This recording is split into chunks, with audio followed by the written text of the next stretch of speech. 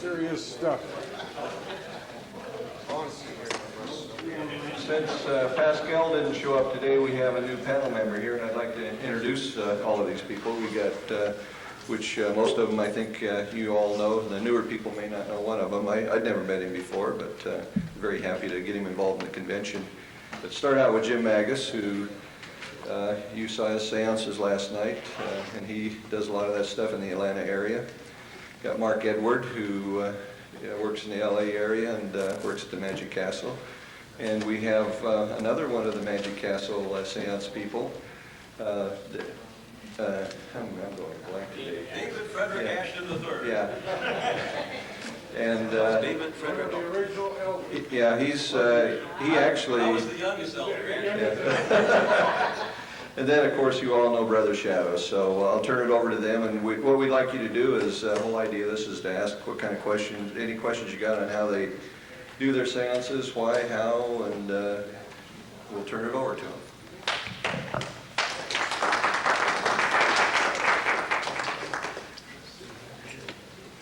Any questions? Why? Good. We've got a question? Yeah. Is it possible to over-spook somebody? Oh, is it possible to scare somebody too much? No. I hope so. No, I mean, I just wonder whether some people are too sensitive to this. Do you try to explain? There are. I think that there are some people that really the spooky kind of entertainment is not right for, but they usually know better than to come to one of my seances, or they know what to expect. And the way our show would be advertised, they would be more disappointed if they didn't get frightened. Now, there are different ways of performing a seance. Brother Shadow may talk a little about his seance. You will not get frightened. You will get enlightened by his. Yes, I don't do a theatrical type seance. There are no manifestations, there's not even any effects in it. It's just an experience for the people to, on some level, get in contact with people that are departed, loved ones or friends. My seance happens in their mind. So if they get frightened, they frighten themselves. A couple things to consider on this point. I think the venue has a lot to do with the content. I personally, just from my own beliefs, especially that I've developed over the last few years, would have a hard time doing a seance in a church, or doing a spiritist church, or although I've been to some spiritist churches, and I think any one of you could do better manifestations than they do. I mean, believe me, it's pretty crude. It's like a bad vent act. A lot of the time, some of the channeling that I've seen. Yes. Where's Mr. Smiley? Yes.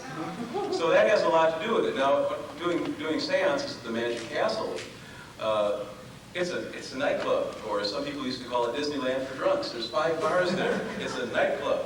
So I figured I could do anything that I wanted to in there, that within the realm of reason. Some of the things that people also said along that line, maybe being scared is one thing. Another thing you might want to ask in the question is, what's the intensity level? And I used to try to make it absolutely as tense as I possibly could, which included doing a living and dead test that left my spirit guide leaving them a message in their hand, be of comfort. And yes, I did have it, and it was always done for a lady. And yes, I would pick the emotionally weakest looking woman, and yes, many times they would start crying at the table. Now, some of the people say, oh, Dave, that's a little too heavy. But I'm saying, for gosh sakes, you go to a motion picture, you look at the thing happening on a screen, this is two-dimensional, and people are sitting there, tears going down their cheeks. I mean, this woman had a real experience, and the people around her accompanying her, and they're all saying, that's really nice that your Uncle Charlie came back and was able to be contacted by Edward Saint and get that message. So, on the other hand, if I was doing it in someone's home, or someone who was newly bereaved, or someone who truly wanted to have this to believe in, I'd say the venue has a lot to do with the content. Good point. Very good.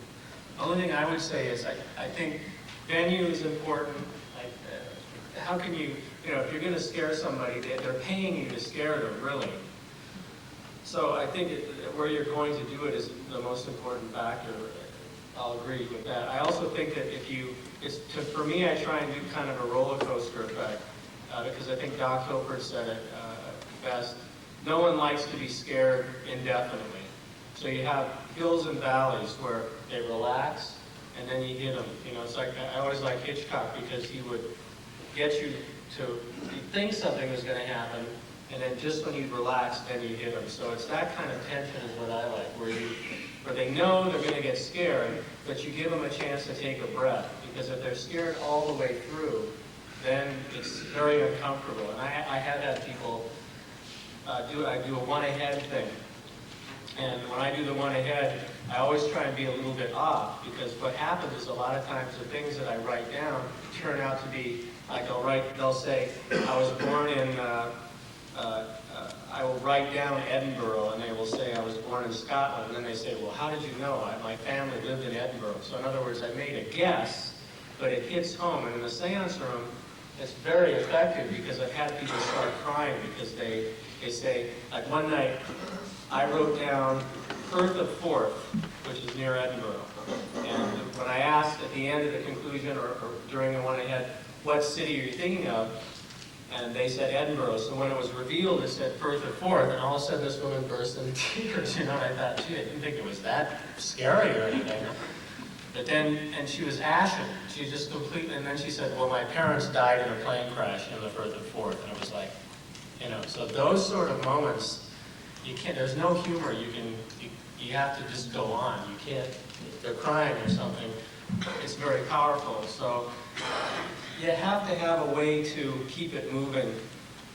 But to answer your question, can people be scared too much? I don't know. And I have had somebody have a heart attack too, so. That might be the line. Yeah, I think so. But she had the heart attack before I even started the seance. There was so much tension in the room.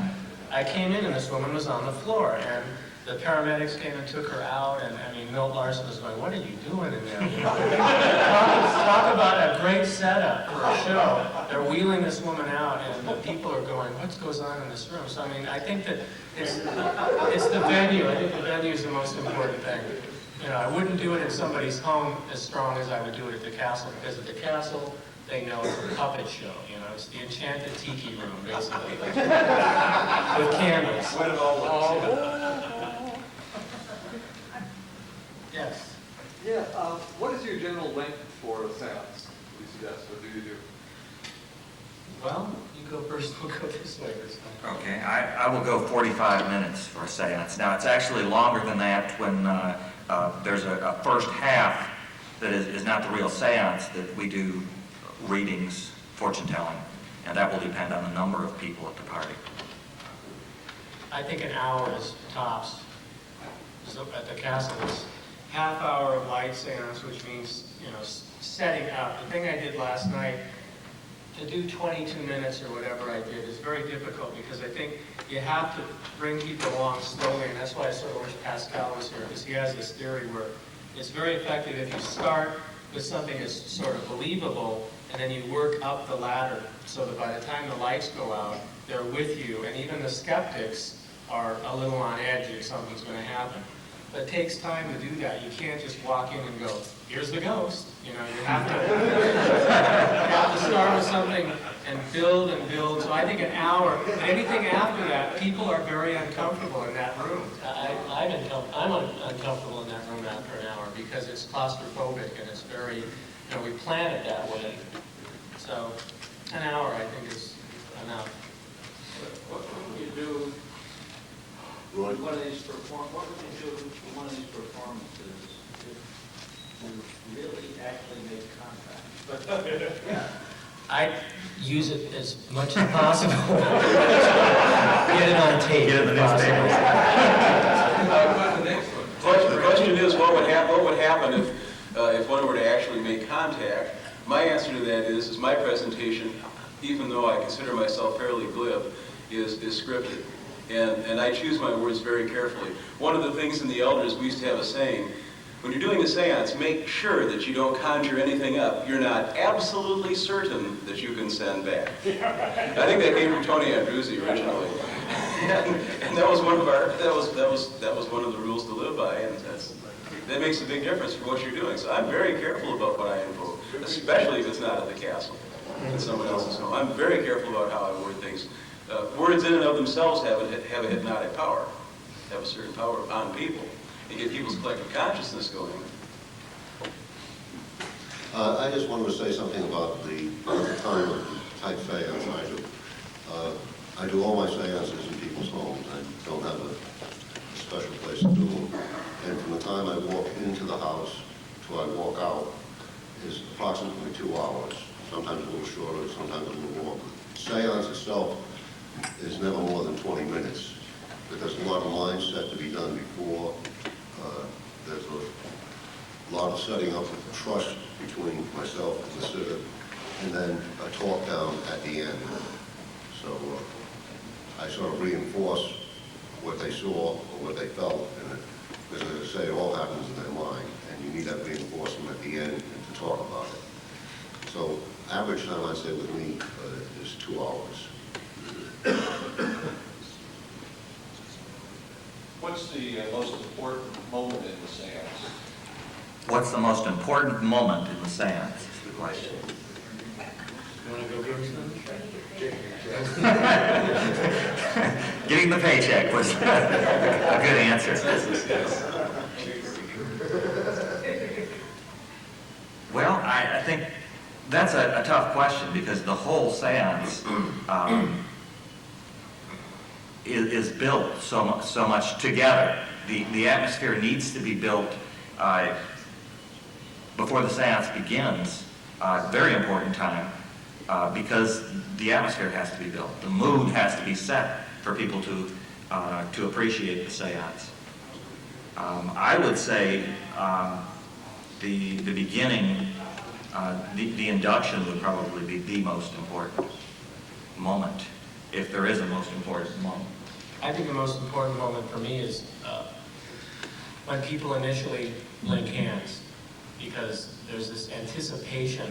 As soon as they touch each other and they look around at each other, all of a sudden it's very real. You know, before it was like, okay, fun and games, but when people have contact with each other, like 30 seconds after they've done that, that's my favorite part anyway, because you really don't have to do anything. Someone's chair will squeak and everyone will jump up, you know, because they're waiting for something once the contact has been made. So that, for me, 30 seconds after, and that's why you don't want to hurry it. Once they link hands, don't just try and rush into it. You should let them just feel that. It's like, I forget who had the movie where the movie started with just a black screen. And that was it. And everyone's like looking at their watch, waiting for something to happen. And then boom, the movie starts. So that kind of thing. For me. So for me, I'd say the first 10 or 15 minutes of being with the guest or the people that are going to be sitting at the table. That's where I start building the mindset. And if it doesn't work then, if I do something wrong there to make them mistrust me or anything, that sort, the whole thing would go down the tube. So for me, that's most important, their first contact with me. No comment. That's good. I mean, it really is taken as a whole. It's ramping, building up, letting it happen, come down. Mary has a question. Given the two main venues in which the seance takes place, that is either in a prearranged place that is done up for that type of activity, or in a person's home, in your opinions, which do you think is a stronger one for the sitters? Which do you think produces a stronger reaction to the sitters? When they go to a place that they go to, for example, a Magic Castle room, or the one that happens in their own home? Which would be a stronger seance, whether it's in a theatrical setting or in an intimate... In the sitters, or at least from what you've been able to gauge from the sitters for those of you who have done it in those venues. I finally got the question out. I would say in a private. In their homes? Where is it the strongest sensation for the sitters, whether it's in a venue that people know what to expect, or whether you come to their home?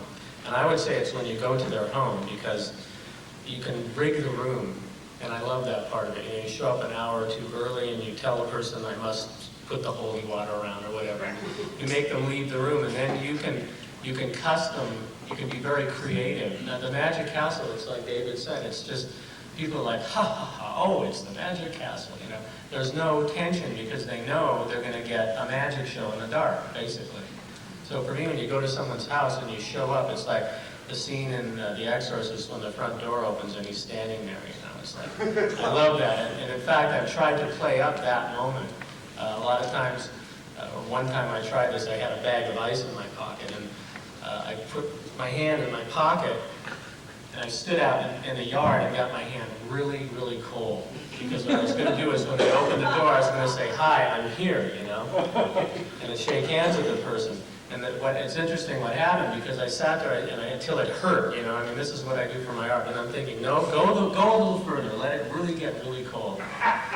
So then I go to the front door, and the door opens, and the person comes out, and I go, hi, I'm the medium tonight. And no reaction, which is really strange, you know.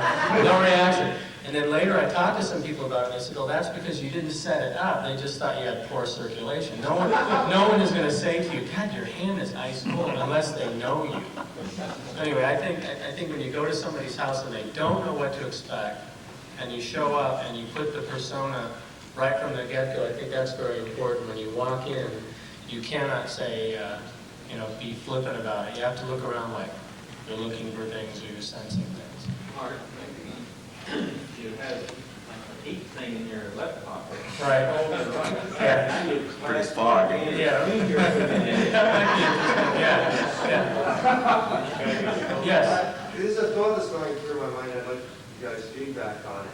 You said before about Seance at the Castle being more like a magic show in the dark. And I'm thinking in terms of mentalism with props and without props that we've been discussing. And the difference between physical mediumship and mental mediumship. Outside of the castle, now, obviously they're paying for physical manifestations and they expect to have to produce, but the feeling I seem to be getting, and I've done a little bit here and there, is that the mental mediumship, or the trance channeling as they call it now, would appear to me to be inherently more believable. And the physical manifestations, if they go beyond one or two at the most, will literally cause it to be seen as a magic show. That's right. In the dark. I like what you were saying before about the hands being held in silence, even creaking the chair, doing the job, it's happening in their minds at that point. But what are your feelings on this in terms of how much is enough, or how much is too much in terms of physical manifestation? And you guys do anything with mental mediumship? I mean, commonly goes to the question answer. That's it for me. That's one feedback. The question is, how much is too much in the way of physical mediumship? Exactly. Okay. Carol will answer this question because I don't use any effects. Well, you're real. Yeah. So I'll throw it back. It will destroy everything that I try to build up and create during the seance. So there are absolutely no effects. That makes people wonder why I get paid for it. My job is to set the table, prepare their mind so that they can have this experience. During the seance itself, I do absolutely nothing. I would say less is more. Softer music rather than louder music. More indirect special effects rather than more direct special effects. One of the greatest pieces of equipment that I've had a lot of fun with is a plate crasher. Basically, it's a thing that you hang off the back of a door where you hang clothes on after you do ironing, and mounted a solenoid on top of that with a rod, and that pulls into a long string that's got 7 or 8 big pieces, good-sized pieces of metal. They were panels that came from an old electronic manufacturer that had the right sound, and also a spring at the top. So with the little X10 powerhouse systems like I use for controlling the lights and stuff, especially if I have an assistant, they can control effects all over the house. So this could be upstairs. And usually I try to have it, if there's an upstairs, have it upstairs almost over the area, but the door is all open so the sound carries. Well, at the appropriate moment, all they do is they just hit the trigger, and it sounds like a huge plate glass window dropping with a huge thud. Now that's a gross special effect. On the other hand, it's nothing that they can really see in the room. It's more of the sound and the feeling and the thought. That's good. Yeah. I would always say less is more, and for me, I think what I try and do is when I get a particular client, when I'm talking to them on the phone, I try and get a feeling for what their take on what a seance is all about. You know, if they use a bunch of buzzwords that I know that tell me they know about mediumship, then I'll do no effects if I can get away with it. But if it's somebody who says, well, what the hell is a seance? You know, and they don't know, and then what's going to happen? What would you like? Yeah, exactly. Well, I don't really ask them, but I can sense whether there's somebody who's going to respond to a simple effect or whether I've got to be more real. I've had people say, we don't want any tricks at all, we want a real seance. I say, okay, fine, but that's more expensive. And they say, why? And I say, because it's more exhausting for me. I mean, and you have to pick a specific person that I'm going to bring back. So I tailor it to the individual, but I think less is more. I mean, I find, for me, if they don't have any parameters, then I just do what I feel like doing, you know. So it gives me a chance to exercise that. I think it really depends on who your audience is in Yeah. pinpointing that. Brother Shadow is working for people looking for a metaphysical experience. I'm going for the bed and breakfast crowd that are looking for something similar to the murder mystery dinners, where they're looking for entertainment. Yeah. And it depends on what they're looking for. When they're looking for entertainment, they want to see some action, some delivery. I was talking to Victor Edward, who runs the Seance in Key West, and he's got a great phone script, which he learned from Lee Earl that is the most important script, even more important than the Seance, is having that phone script and knowing how to pinpoint the talk. He starts explaining how his Seance works. He said it's run by some special effects people who have also worked on paranormal experiments, and that leaves it open to go either way. And he finds out very quickly what his clientele are looking for, and he alters the seance for that. He doesn't do a lot of special effects there, but he does a lot of storytelling if they're looking for entertainment, and does more letting them create the seance in their minds when they're looking for a metaphysical experience. A lot of times I have people, when they call for a seance, they start telling me a ghost story that happened to them. In other words, they say, well, I've had this happen, and I'm just taking notes and saying, okay, cold spot, you know. So then I give them exactly what they gave to me, and they're usually happy. Yes? You do a lot of pre-show work, a lot of investigations of the names of the family members, etc. Want to try for that? I do when I can, but I don't like to show up beforehand, because I found if I do it in somebody's home, they really don't even want to see me until everyone's in the room and then I come in. So I like pre-show work, but it's usually through the host I get maybe a little bit of information. But I've gotten away from that, because I think if it's a group of like 12 people, you know, pre-show stuff for me works best when there's a huge audience, so people can't get together and say, well, you told him that, or you see. If you have just 12 people, they're usually friends, and if I give some information while I'm in a trance, it doesn't play that well, because they figure the host just gave me a bit of information. But sometimes I do. For the most part, I try and stay away with the seance. Anybody else? No pre-show? Well, the great bulk of my experience is doing Magic Castle seances, and sometimes you're doing 2 shows a night, and they're in there, they're having dinner. There's really no opportunity to come in there and do it. On many occasions, the host that hired the seance would give me some dirt to work in different places. But like Mark said, while I did some stuff that made the ladies cry, we also had light moments. You know, I introduced myself as the medium, actually closer to a large. And just throw in little things like that bring it up, and then in situations like that, rather than using it in a dark moment, I'd use that information in a lighter moment where I had slots where I could put that in. Yeah. But it would be like maybe, 1 out of 20 would give you any information at But all. also, I think, again, it has to do with the venue, because at the castle, they used to have that great billet box. It was really one of my favorite things that they took out. In the center of the table, there was a box that was they call it a Jap box. That's not really politically correct anymore. I don't know what Veto you call box it. now. Anyway, it's a box so that you drop billets into it, and then when you unlock it and open it, a flap puts the slips that you want there. But what they did, it was brilliant because the table was set, you drop the slips in, and there was a pipe that went down to the cloakroom downstairs. So what the waiter would do is he would have people ask questions, they would drop them in the billet box, they'd go down this tube, and while they're having dinner, I would collect the billets, memorize the information, and then during the seance, I'd give a person the key to the box, they'd unlock it.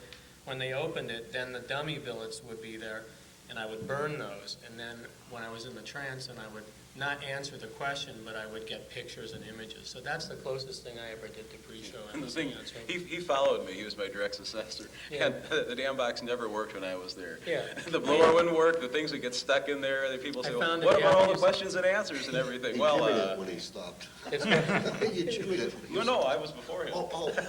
No, I found that you have to use heavy paper because if you use folded billets, it was a tube, and what would happen is they would open up in the tube and they'd get jammed in there, and you'd have to take a coat hanger, and it was like, what's that sound? They took the thing out, and that's one of the things when Sandy was teaching me. I said, Sandy, and it's my favorite quote from Sandy Spellman, I said, this is such a great thing. Why didn't we ever use this? He said, Mark, I don't want to work that hard. Later on, I found out what he meant, but anyway. If it's there, I'll use it, but I don't go out of my way to ask pre-show. A question from Bill?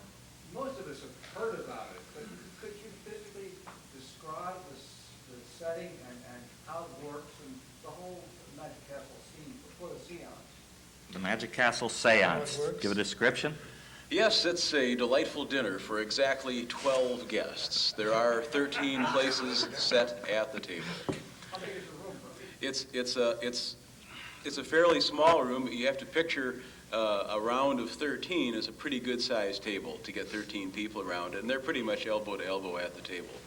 I can't remember exactly what the dimensions. I'll give you the pitch. You want the pitch for the Castle Seance? Go for it. A 5-course meal. It gets cooked in the room. You have your own waiter, your own. No one in the castle can bother you. The room is separate from the rest of the castle. It's closed off. The chef, you have your own chef who cooks the meal in the room, which adds to the claustrophobic atmosphere quite a bit. So what happens is you come in there 7 or 10 o'clock. From 7 to like 9, you eat. And I mean, it's food, and more food. And all the wine you can drink, and by golly, some of them do. Yeah, they sure do. And all the brandy they want, too. Yes, The yes, cheapest you bet. brandy in California, they might add. Still light a match. So by the time we come in, it's just pretty much a waste of time. I mean, you walk in and everybody, it's like, oh, now they're going to bring me down. You know, that's the feeling sometimes you get. People aren't used to having a glass of wine or 7 with dinner, you know? Yeah, that's right. That's true.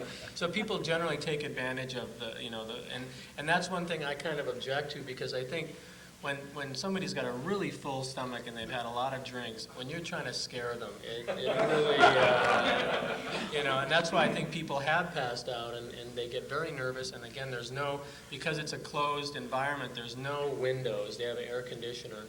And so then I come in and I do at 9 o'clock, so after they've eaten for an hour and 2 hours sometimes, then you come in or I come in and I do about a half hour of light seance, and then I do the 20-minute dark seance. But for the people who've never been there, explain what the walls look like. Well, it's a Victorian environment. It's the Houdini collection. All the walls have cases full of Houdini's junk, basically. Memorabilia. Yes. And it's all, without going into the secrets of the room, it's... Oh, kept those secrets, right? Well, Tambourine goes out of the case, flies across the room. it's brilliant because Milt Larsen, the seance room at the castle is like Milt Larsen's toy room. I think it's his favorite room in the place, and he tinkers there all the time. So there's always something that works or doesn't work. And that's part of the fun, is because we never know what's going to work and what's not going to work. And I think that adds to the tension too, because if everything worked exactly right every time, we'd be overconfident, but we're always kind of like, well, is it going to happen or not? Now, they've recently rebuilt all of the electronics in the room, so knock on wood, it's all on a robotic system, and basically all we do is you do the light seance, and then we say, excuse me, and I go and bring a candle and I push a button. Once the button is pushed, I just have to time what I'm going to say to the physical thing. And frankly, I think that's when it goes downhill for me, because once the tape starts and people are really tense, like I said, when they're holding hands, and then once the tape kicks in and it's fugue in D minor, and all of a sudden they realize that there's a mechanical thing going on, then it just kind of dissipates from there on. I mean, they enjoy it, but the reality is, oh, now it's a tape. But there are some Yeah. thrills and chills. There's a spirit photographs that still work. They do that. They haven't finished that yet. What they have Houdini materializes, he comes down out of the ceiling. Oh, no, you materialize. He materializes. I say It's a that garage door opener up, yeah. Yeah, Milt has the largest collection of garage door openers. No. And it's interesting because sometimes we get them mixed up and the wrong things would happen at the wrong time. Let's see, what does happen? A lot of rapping sounds. See, what happened is when they were rebuilding it, Leo and I had to fake it because nothing worked. And frankly, I think that's when I did my best seances because I couldn't depend on all the gimmicks. I had to go through the dark seance without any gaffes. So, but now it's quite nice. It's everything works and it's smooth and it's as nice as it's going to get, I think, for a while. Neither one of you remember Ed, the thing when the thing came down and the light didn't go off? Actually, that's happened to all of it. Yeah, That many happened to times. Leo, and hearing the story, I was ready for it. Yeah, the Right. toy tray is down, or Ed's head, as we call it, would be down, and Houdini was down, and then all the lights come on full. And here's all this crap hanging all over the place, stuff half working. Yes, ladies and gentlemen, and this is exactly how fraudulent mediums around the turn of the century hoodwinked their unwilling and knowing dupes. Thank you, and good night. So you're so lucky to be able to see behind the scenes tonight. Had you experienced one of those Victorian seances, this might have... Right. Very embarrassing. I've tried to think of ways out of that, but you just have to go with it. Nothing you can do. Tiptoe through the garden. Is it constantly booked, and what's it cost? Constantly? I wouldn't say constantly. Well, the price just went up, and I think that's in direct proportion to your first question. Is it constantly booked? It was $660 for 12 people. Now I think it's $770. So it's Plus cover charge if they're not a member booking or something. yeah. I don't know. The business side of it, I just try. But basically, I tell people if you're going to take 12 people out and have a party, you're probably going to spend something like that anyway to have a really good time. So. Because it is. Does that answer your question? Because it is a good meal. I mean, it's an excellent meal, and It's the best meal at the castle, I think, because you don't get filet mignon at. Yeah. drunken carrots. Yes. So anything else? Yeah.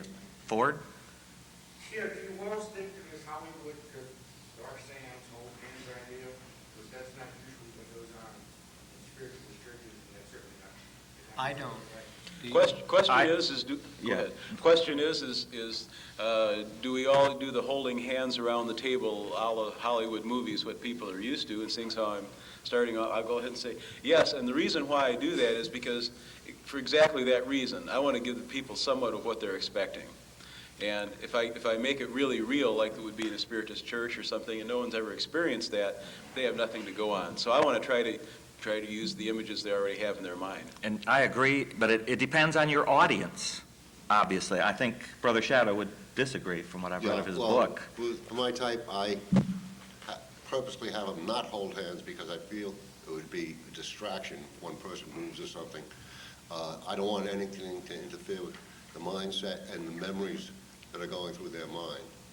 So there's no hand holding. I think it has to do with the venue. If you're going to a party where it's a bunch of Hollywood producers or something, you have to give them what they expect. On the other hand, if I know it's shut eyes, then I don't like to have any contact. I like to go with what Brother Shadow says, because they're used to the spiritualist churches where everybody just sits like this.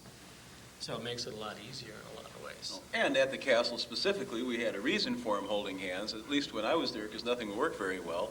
I mean, many times I do the medium's grip so I could get out of the circle and get the hands done across in the dark, Because a lot of times, for example, the tambourine would vanish from a case, supposedly fly across the room and drop.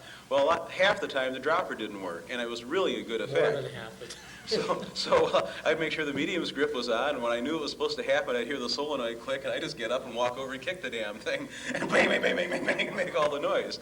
And if everyone's got their hands touching each other, it kind of keeps them shut down, so they can't. Yeah, they're not doing weird stuff. In Yeah, the room. and at the castle, again, everybody's been drinking, or not everybody, but. Yeah, if we they use it as a don't- control Yeah, element. if they don't hold hands, they're gonna be, grabbing at things, and And they do it anyway. gets pretty exciting They sometimes. be grabbing things anyway. Yeah. Yes.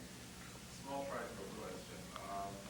Mark said that in private homes, get people out to rig the room. I'm wondering, now that the curiosity of at least the one or two skeptics present has been stimulated after it's all over, how do you unrig the room? Unrig the room? How do you get them out there so you can pick up whatever you asked on? How do you sort of do cleanup after you've rigged a seance room? Well, what I try and do is I've always liked Animan's idea that when you perform the effect, you get rid of the evidence, like the slit envelope, with a nail writer. When you tear it open, the evidence is gone. So I try and do that in a seance room. Everything I have, once I've finished it, it's out of the picture. So there's nothing for anybody to find. It's what? You have electronic stuff? I just use John Kennedy's black box, but I don't know if anybody familiar with the black box? That's worth its weight in gold if you're going to do seances in the home. Basically what it is a box with an electronic reel. You reel it out, and you have like a little button that's a remote. So you can set it on something 50 feet away, and you have this in your pocket, and you press it, and all of a sudden something falls over. But what the beauty of that is, when you press the button, the reel, you just attach it with a little tape, and it reels into the box, so there's nothing for anyone to find. I'll give you an example. I did a home seance where they had this beautiful print of this Scottish castle. And I went up and I looked at it, and I looked behind it, and it was hanging on a nail. So I reeled out the reel to one of the corners, went a diagonal behind it, and then I placed the black box in my suitcase with my suitcase open on the floor. So there was nothing for anyone to see. So during the light seance, I said, there's something about that painting over there on the wall that I've just wondered about. And it was interesting because the woman says, oh, yes, it's haunted, of course. She wants everybody to think she's got a haunted painting. So I said, really? And she said, yes. And then I pressed the button so the painting went like this. Now, when it goes like that, the reel goes into the box, the evidence is gone.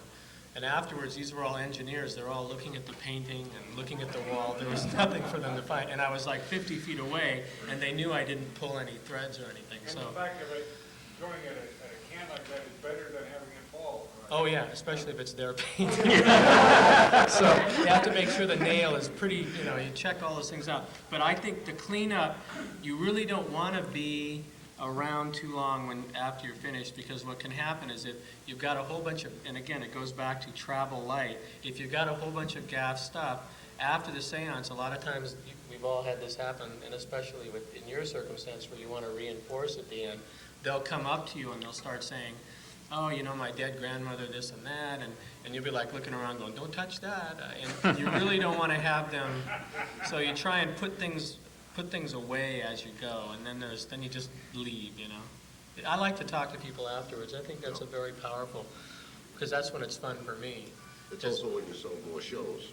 Yeah, exactly. Right. Does that answer your question pretty much? Right, well. Good. Yes.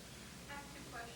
Has anybody ever put a light on, like a flashlight on, or deliberately kind of touch something? Yes. Actually, I never did. Not for you? Not once. And It doesn't matter. Again, part of the thing is... The question is, has anybody purposely ever grabbed something or turned a flashlight on? And I think when they're paying $770, they feel pretty embarrassed if they've ruined it for everybody else. And again, with the holding hands in the circle is the control issue again, where you're exerting that control, and it just keeps it so they can't do anything. I mean, it's not elegant, but it's effective. And the second one, do you see a special liability for this, for insurance? Well, I hope not. Like the woman had a heart attack. Well, I'll answer. You want to answer that? Because you've had a few things happen, haven't you? No, I know of people who've had things happen. What I have is I have a waiver form now, because after this woman had the heart attack, I thought to myself, gee, maybe I had to protect myself just in case they came. The amazing thing about the waiver form is something I use. The amazing thing about what happened when this woman had the heart attack, she has a heart attack, they take her out, and then her family's in the room, and they go, well, go ahead, aren't you going to do... No, I said, don't you want to go to the hospital? They said, no, Mom would want it this way. We paid for this. I mean, how do you follow that? So I actually sat down and did the seance for these people. Just unbelievable. I couldn't believe it. She goes, she does that all the time.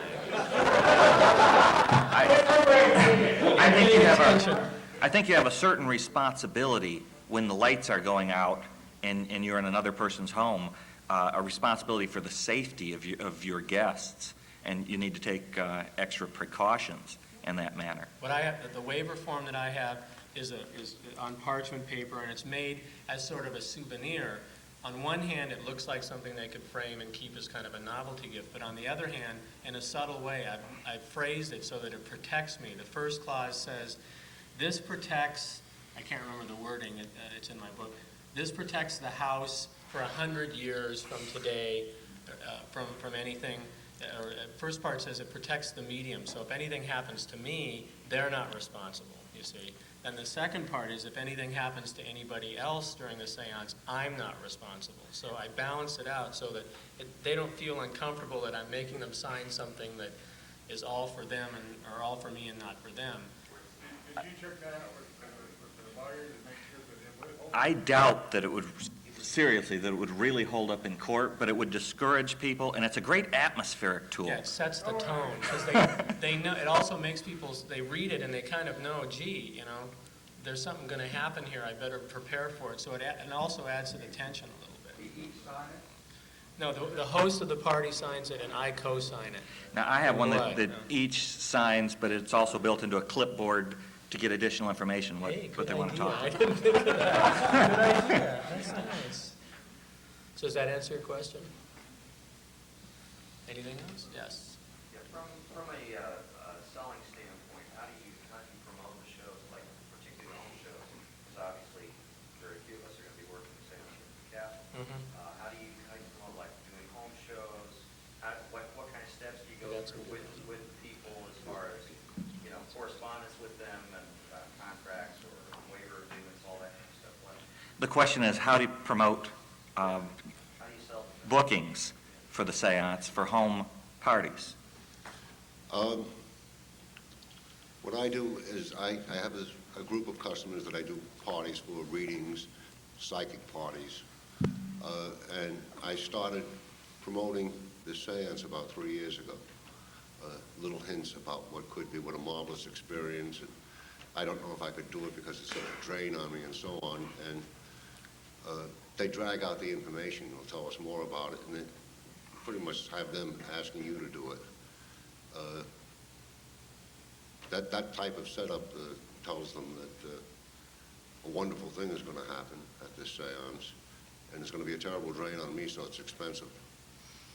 And once you get first two, most of the stuff in people's homes winds up being word of mouth.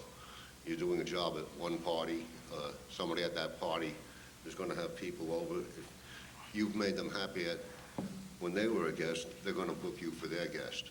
And it just goes on and on. It gets endless. That's how I do it. Well, I've been working with a couple different groups of people in LA. Catering companies, murder mystery people. Murder mystery people are very interested in seance. Because normally they hire actors to play that sort of part. But they don't have anybody who, well, I won't say they don't have anybody, but they're not used to somebody who is trained at doing that sort of thing. So catering companies are when they do a theme event, is a very good place to send out information to. And murder mysteries, which are few and far between, but they're out there and they do very well. They make a lot of money because a lot of times, like one of the things that's planned for the summertime is they do a thing on the train in California where they go from LA to San Francisco, and that's one of the things I want to do. And they also have access to incredible venues, that most of us can't get into because they book parties in like people's homes and this and that. So that's good. Okay. Flyers to bed and breakfasts that are interested in the murder mysteries, the weekends work. I received recently a nice thick package from Victor Edward, who's putting on the seances in Key West. Prior to that, he was putting on home seance parties, and he designed quite an ad campaign using clip art, well, scanning art, from some of the Dover books and public domain art, and put together some very attractive pieces. He would run small ads in the independent weekly newspapers in areas. He put one in a large newspaper, the Miami Herald, right before Halloween, the beginning of October, and he received a call that got him a write-up in the Miami Herald that just got his career to take off. And since then, he's done nothing but seance parties for a living, and now he's got this seance theater in Key West.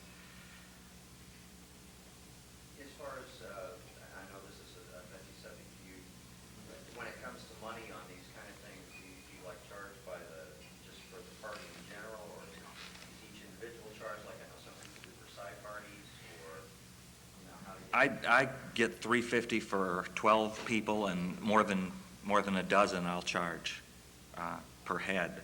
And that's why I like to work with catering companies. I'm sorry. No. Because a lot of times they'll have a specific budget. Like it's different if Joe Schmo has a party and he's got 10 people, and then they have IBM that's got $30,000 to spend. So again, it's the phone skills have a lot to do with it. Instead of, I've learned that when people ask you right away how much you charge, then you're not going to get anything. But if they say, well, we're putting together this thing, then you ask them what they anticipate, and then I ask for a lot. I ask for a lot, and many times they don't even flinch, because a seance thing is something that they don't know what to expect anyway. You say, well, gee, I might die, Snuff show. How much is that worth to you? Say that. So yeah, I would say tailor it just like anything else we do. I don't think there's a flat fee, but I think if you sense that people are hesitant about it, then I usually say it's expensive, and then we go from there. The usual. Well, now, like if you're working for, you brought up IBM specifically. I never did a seance for them. I'm just using that as an But example. if you get a call from a big corporation that's having a big Right. or something, is this a separate event for a handful of people who want to do it, or are you doing a series? Usually they have a separate room and they advertise it, and then the people who want to go into the casino room will go there, and the people that want to go into the seance room will line up to see that. And they usually allocate the funds according to what they know is going to have the greatest potential. But a lot of times they'll just take a chance with it, and the budgets for some of these things, like I did Levi Strauss, and I mean, they spent so much money. It was just ridiculous. So it's hard to say. I think that you let the catering company, like I just say, look, I'll work with you, whatever, and if it's not enough to make it worth it. Like I have a venue that I'm working on right now, and I'll put this out if anybody is interested. The Frank Lloyd Wright has a house in Hollywood called the Innes Brown House, which is the house on Haunted Hill. If you've ever seen the movie House on Haunted Hill, at the beginning of the movie they show this house, and it's this incredible Mayan deco house. And you talk about a seance house. This place, it looks like a crypt when you walk in. And I met the owner, and the owner wants to do seances there.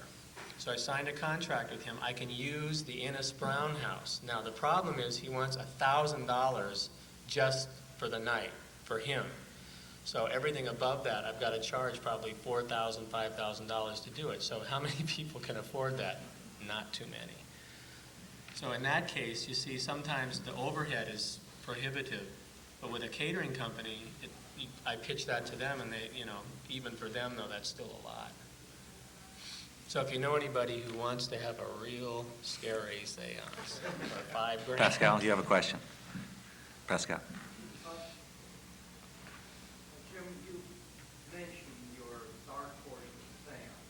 Do you try to do a dark portion when you go to someone's home, or another venue where you don't have control of the Good question. pre-show control of the Well, as far as a pre-show control, you can always get away with things setting up in the home by taking some time to cleanse the vibrations in the room, and sit in there and meditate for a while yourself while the other guests are going on with their party. I do not generally do a blackout because I generally cannot get blackout conditions in a room. That's one of the things that really is the most bothersome for me. When you have to go in and block out all the light, because no matter how hard you try, there's always one little ray of light, and so I try and avoid blackouts too. Developing the portable seance with Leo Kostka, we came up with a number of quick blackout ways, like black plastic sheeting in large quantities, and this type of thing. The other thing, once we got the room, because most of the people that booked him when I was working with him, they wanted some physical manifestations and they wanted some dark. And Leo says he doesn't go with less is more. Yeah. People don't want less. People they That's want the way I feel too. They want They're paying more. They want more. Anyway, one of the ways we got around having some of the lighting problems, and he's doing it one-man seance with, was we put out a couple of small blinder lights, like 25-watt red globes, but with the kind that aren't frosted, so that you can see the filament there, and you bring that up on a little dimmer when the rest of the stuff goes out. If you have it far enough apart, it's enough to be a blinder effect, so you can't see any of the actions going on, and it looks like you're illuminating the room for them, so you could see anything that's happening, but it actually covers it. So it's the old blinder from the Go Show idea. And it works very well. Works very well. Do you have any comment on that? Well, I don't go for a completely dark black room. You can't get it in the house. The only light that is on is a single candle, and when the seance starts, that gets snuffed out. But there's still the ambient light in the room. If I could get it completely black, I don't think I would, because the type of thing I do would make people uneasy sitting in total darkness. Lance.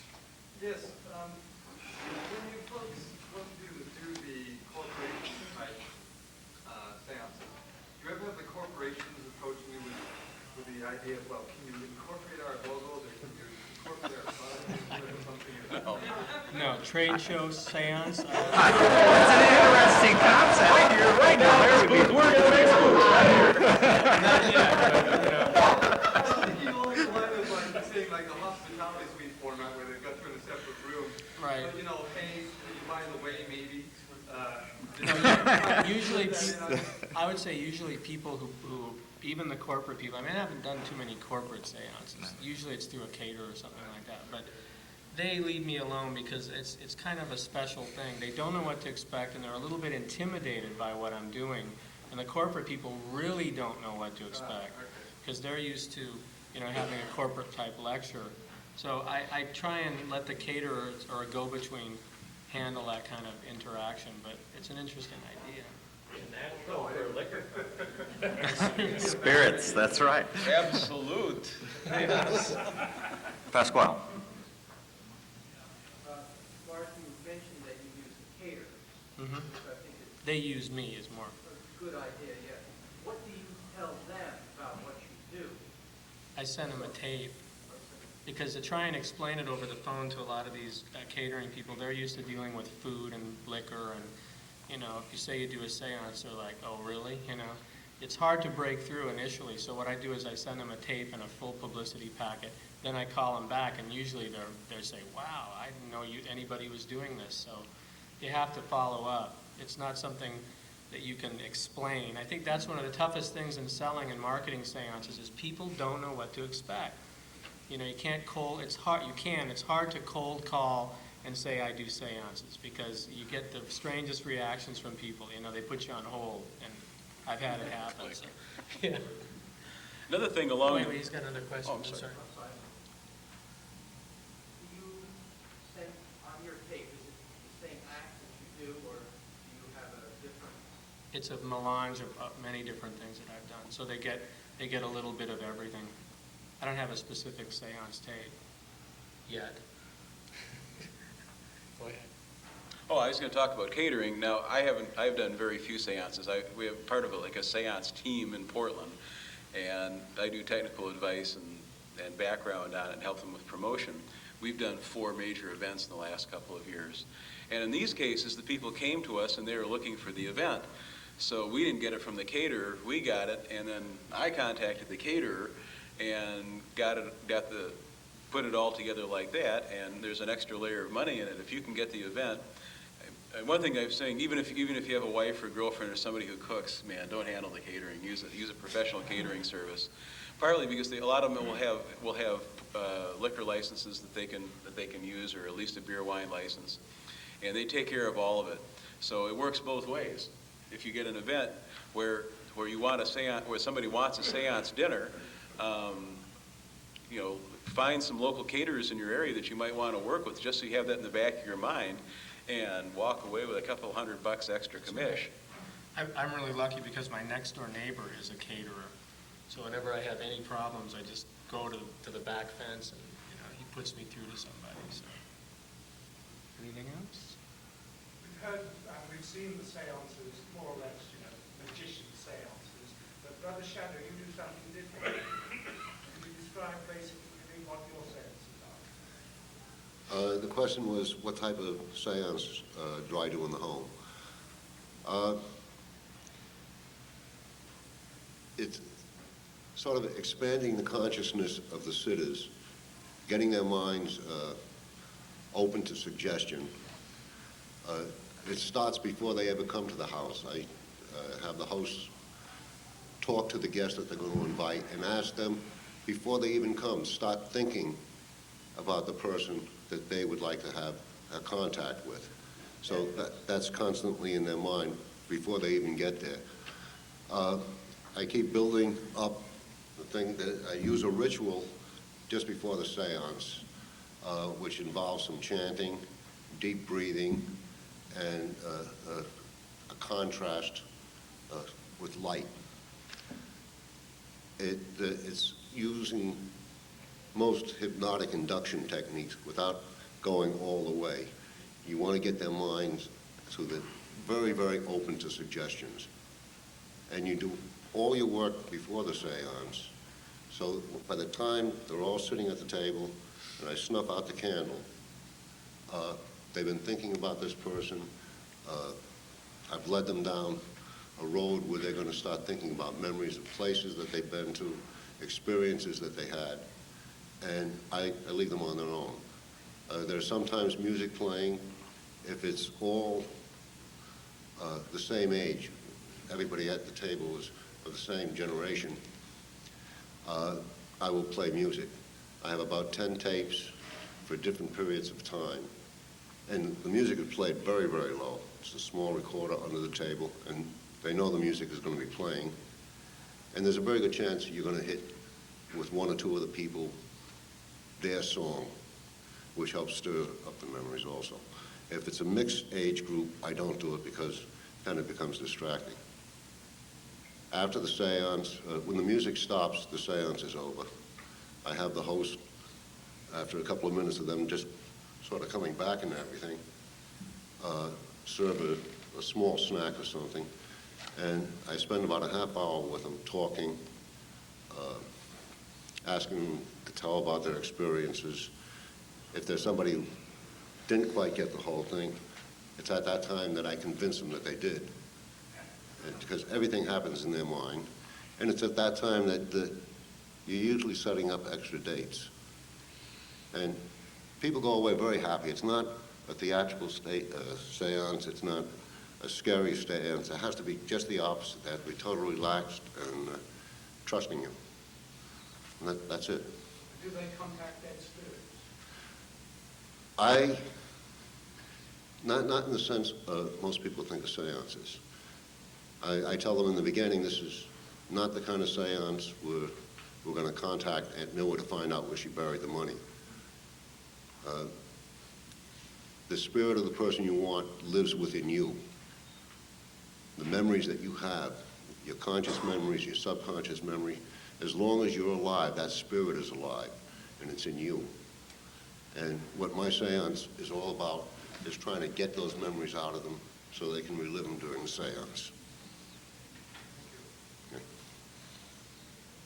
Yes. Has anybody in their work utilized optical illusion principles, like, and maybe somehow the candle itself, the flame from staring at it, I don't know about when it's a blackout, but things like that, when they're staring at something and then they look at something else, it seems to pulsate, or certain optical illusion techniques.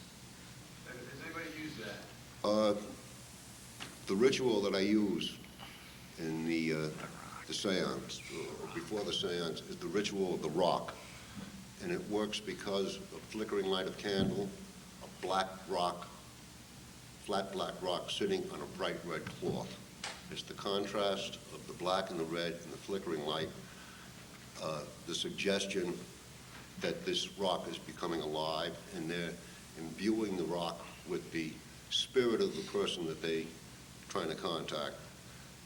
If you do this ritual properly, everybody in the room will start seeing that rock throb, change shape, sometimes change color, and by the time they get to that point, they're ready for anything.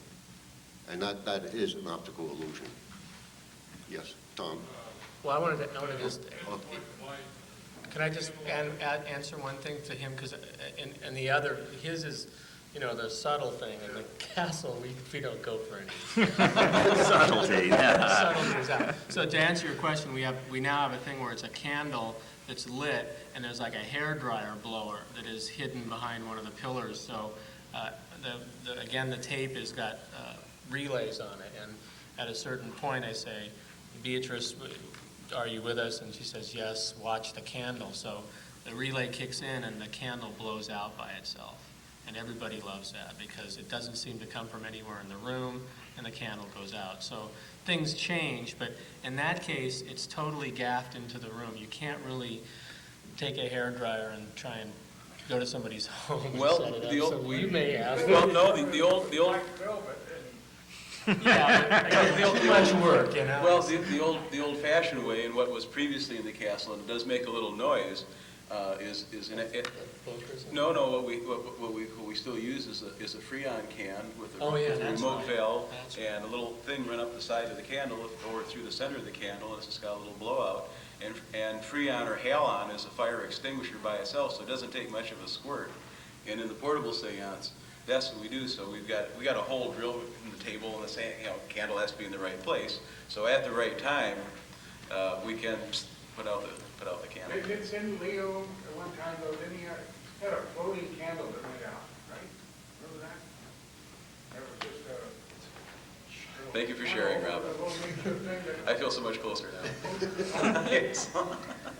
There's so many of those things, you know. That's more special effects that you utilize. And Brother Shadow touched more on what I was suggesting. Oh, okay. But also, something like body chemistry type things, and it seems that the mind itself creates this illusion, and some of it is very physical, and to the people, they react very strongly to that. And I haven't heard any description of anything like that except for what Brother Shadow said with this rock thing and the contrast of the That's right. The seance does take place quite a bit in the guests' minds, and they will see things. And I don't do anything specifically for optical illusion, but if they're looking at the candle flame and that candle flame goes out, they're going to see it. When the lights are out, they're going to see a light. I think that sounds more like what I understand Ford Cross does as a seance, allowing everything to happen in the minds of the sitters. And occasionally in their body. Yeah. Tom has a question? No, comment. The autokinetic effect, if you stare at a stationary point of light in a dark environment, it will appear to move on its own. Then building on the Gans field kind of work, if you have a uniform visual field, so a dimly lit room, whatever, then your sensory system tends to want to create some kind of neurological, let's say, noise or change. So not only will you get the autokinetic effect, but you will get the apparent perception of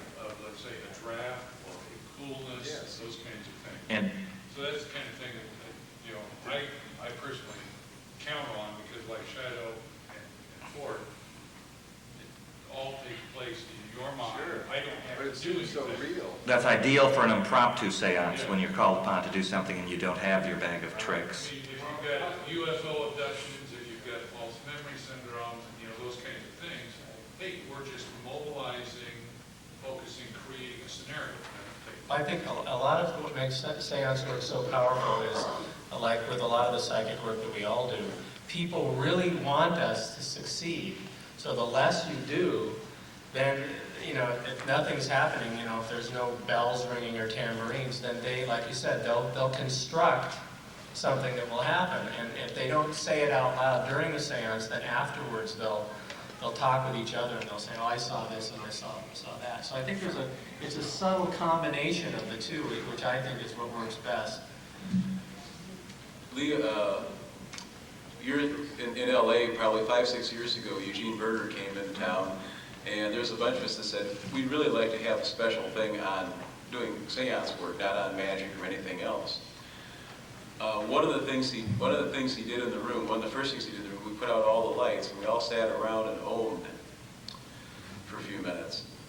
And you want to set up a spooky thing, that's one of the things we have incorporated in our seances in Portland. That's the first thing that we started doing is we get everyone together. I mean, the dark portion of it, we start getting into that. And we get people to ohm, and boy, you get 12, 14 people doing a good ohm in a room. And in and of itself can, boy, make the hair stand up the back of your neck. Yeah. Just part of my, just before I go into the ritual of the rock, it's starting with people breathing. I actually explain to them how I want them to breathe. Inhale through the nose, hold it, exhale through the mouth. And now when you're doing this, I want you to chant, the rock is one, we are one, we are the rock. You inhale, hold, the rock is one, exhale.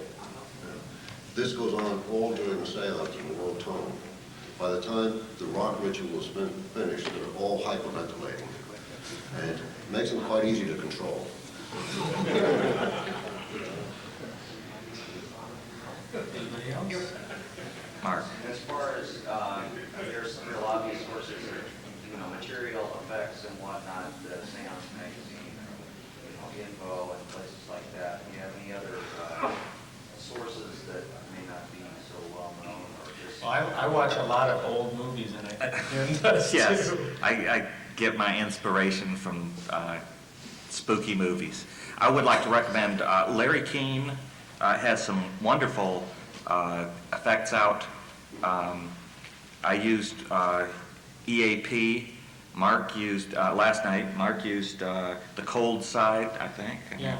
Didn't see a seance, but Larry's got some very clever things, and I would like to recommend some of his material. You're talking about sources for inspiration? Printed sources for practical effects, yeah, I mean, anything as far as material, stuff that you guys draw from. Funny you should mention that. I have a few copies of that.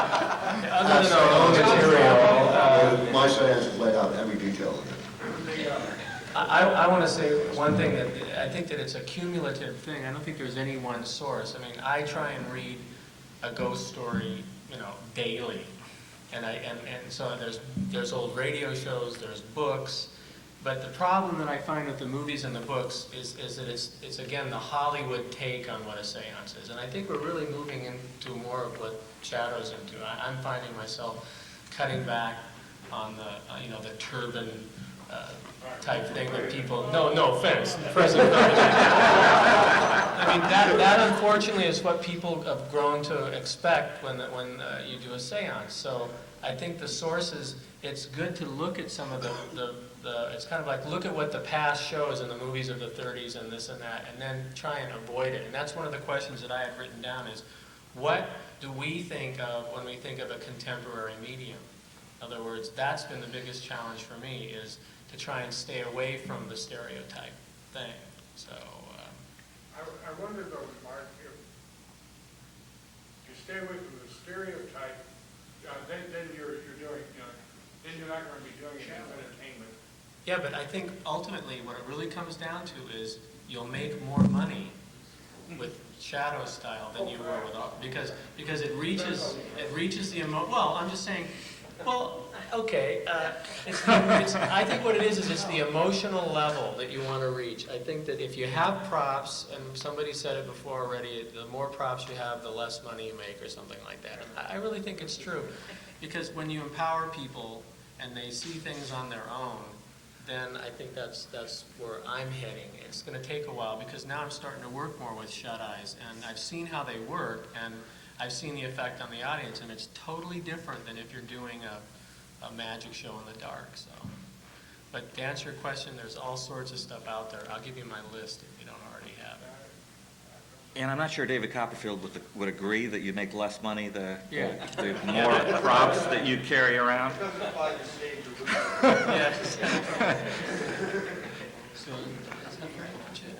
One more question? We'll take one more. Go ahead. I'd like to direct a question to Brother Shadow. It sounds as though you do a lot of work for or within the spiritualist organisation. And in Australia, in the area that I come from, the spiritualist organisation is huge. And I do a lot of work within that organisation. And when I first started off, because at the time I wasn't familiar with their procedures, and I'm still not completely familiar because I don't go along to their meetings on a Sunday, but if they have something on during the week, yeah, I'll go along and do something for them. But my question is, over there, they expect you to bring in some form of protection to deal with these so-called entities that you may not be able to get rid of. Do you have a ritual for that? No, not really, because I stay away from that concept with the sitters. I'm not trying to actually make contact with the spirit from another world. I'm trying to make contact with the spirit that is in their hearts and in their memories. So I'm not getting a spirit, from the spirit world. I make this very clear to the host before we settle on the show, so they know what to expect, and I make it very clear to the sitters. And so far, knock wood, I've not had anybody say, "Oh, gee, nothing happened, that was terrible." They all go away feeling very, very good about it. It's a nice experience for them. And they feel that they've made closure with some of their loved ones that they didn't have a chance to do during life. I'd like to answer your question just briefly. I find that people who go to the spiritualist church, number one, they really can't afford to have the kind of seance that I think most of us do. And they're on a completely different level with, it's like when you go to a lot of shut-eye psychics, they're doom and gloom.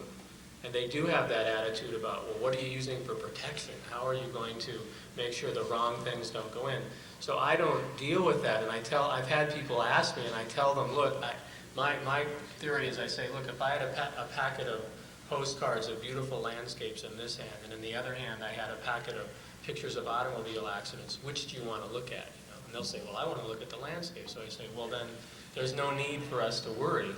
Now that's what the shut-eyes, because again, most of the people who want it for entertainment, they kind of want to be, they want to see if maybe the omen is going to come through or something, because that's, again, their Hollywood conception of what they're going to expect. So I think it's a totally different world, and I find the shut-eyes have given me a lot of things to think about because of their attitude towards all of this. It's paranoid, kind of, in a way. Would you agree? Yeah. I'd like to mention that we have a tape that includes both seances and the close-up, which will be a single tape for $26 if you'd like a copy of that. What a deal.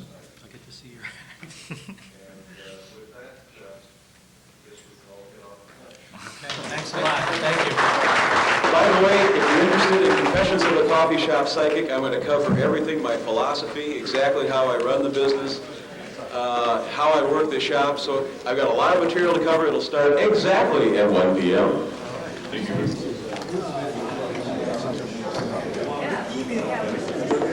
Was this that?